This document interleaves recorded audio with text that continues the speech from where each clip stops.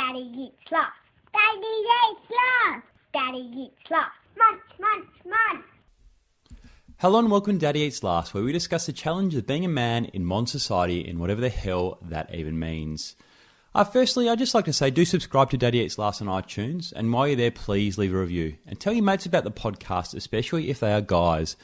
Most of all, thanks for listening to the podcast, Daddy Eats Last. It's almost been a year, so it's a time to celebrate. And a bit like me, today I turn 40. This is often thought of as a landmark age, like turning 10 or 13 or 18 or maybe 21. However, it's also usually defined by one simple, undeniable fact. You're getting older. My 3-year-old tells me this every time I ask him how old I am. I am 3. You are 40, he says, followed by a cackle. Thanks, little buddy. Does turning 40 itself bother me? Not really. But am I going to celebrate turning 40? Well, nothing really in any sort of big sort of way. I'm really only one day older, but overnight maybe you do become more aware of mortality. Well, really your own mortality, to be honest. So does turning 40 itself bother me? Not really. Does getting older bother me? Well, yeah, of course it does. Take a look around you, or as most people do, look down on that device you have in your hand, probably where you're listening to this podcast. Younger is everywhere. And because of this, we often fight to maintain some kind of evolutionary grip on our youth. Just look, anti-aging this, take that pill to do that, or get that up, or get it up, dye this hair, wax that hair, ditch the dad body. None of that really bothers me. That part of aging is inevitable. Things are going to sag, and things are going to stop working sometime. There are also a lot of upsides to getting older. I can look back and see that I've learned a hell of a lot and done a hell of a lot since I turned 30. People grossly overestimate what they can do in 12 months, but massively underestimate what they can do in 5 or 10 years. We did touch on this briefly in a previous episode of Daddy Eats Last, how different my life is now compared to 10 years ago. Just a small summary. Then, I was still working in my first proper job that I got as a graduate. I was living in the outer northern suburbs of Melbourne, and I felt unhappy a lot. Now, I started my own business. I'm living near the water, which helps me endlessly, and I feel a lot happier. In between the then and the now, there is a hell of a lot of the detail, including in no particular order, the point where I had less than $20 to my name. I mean, I couldn't even withdraw my net worth from the bank. The point where I was working 100 hours a week, every week. The point where I was walking barefoot in the rain because I couldn't understand or I couldn't cope. The point I stopped drinking for over 100 days because alcohol was starting to dictate my life. The point I stood where I wanted with the media pass around my neck. That was an achievement. The point where my grandfather went downhill mentally and then died. The point where I got married. The point when I had a kid. And the point I decided I'd work from home semi-permanently. I'm also now basically unemployable, to be honest. The point is that when we're younger, we get caught up in the right now and measuring things and progress and goals. And measuring things is always fraught with danger and disappointment, especially as a man. When we're younger, we get caught up in that rather than looking at the nuance between the then and the now and all the little steps it took and takes to move and change. The perspective you gain while getting older is really an unbelievable gift, if you are open to receiving it. I realise that in fact I've had a blessed and comparatively easy life. Turning 40 won't change that. If anything, it may help me be more grateful for the past, but also the present. That said, what terrifies me about getting old? Firstly, I don't feel invincible anymore. To quote Flight of the Conchords, we're all vincible. My body has already started to fall apart fairly superficially, and I know it will only get worse. I've already got glasses for reading, and I can almost feel my eyesight getting worse. I've got grey hair in my head, and in my facial hair, and I found a couple downstairs. I also wake up sore after light or moderate exercise, and that never used to happen. So all in all, I'm pretty lucky, but I know things are coming.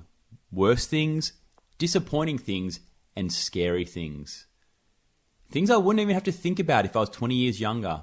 Here are some of those things. Firstly, while my eyes are already in decline, I'm sure my hearing will follow in due course. I'm definitely becoming more forgetful, or at least I just can't remember as much stuff as I used to, and it's just harder to remember things in great detail. Research is showing that this may be the result of a change in what information the brain focuses on during memory formation and retrieval as you age. So it's not me, it's my various brain cortexes.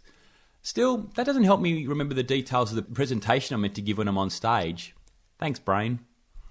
I might occasionally forget a person's name, but recall it later on in the day, and I misplace the odd thing every now and again. Well, at least I don't lose my wallet in a bar anymore, on my phone. These changes in memory are generally manageable, but I do have some dementia in my family history, which is something I'm really aware of, and just have to keep in the back of my mind, or the front, or whatever cortex will help me remember it.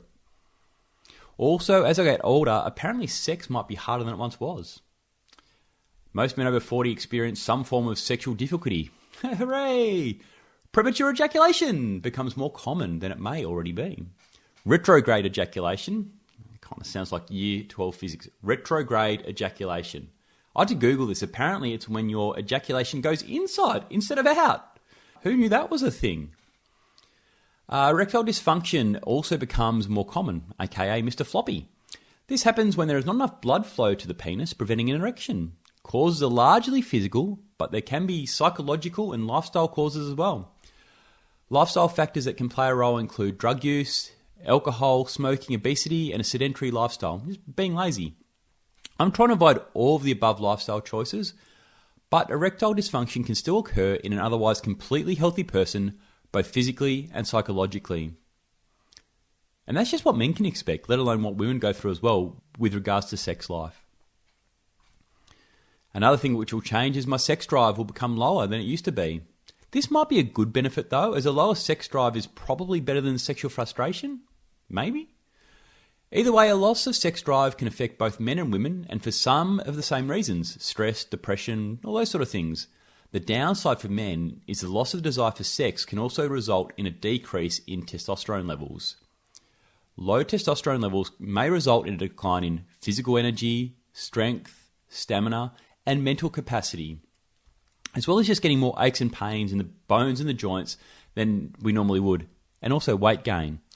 So no sex causes weight gain, leading to less sex because, not sexually attractive anymore, and sexual dysfunction leading back to weight gain. Cue the spiraling vicious cycle.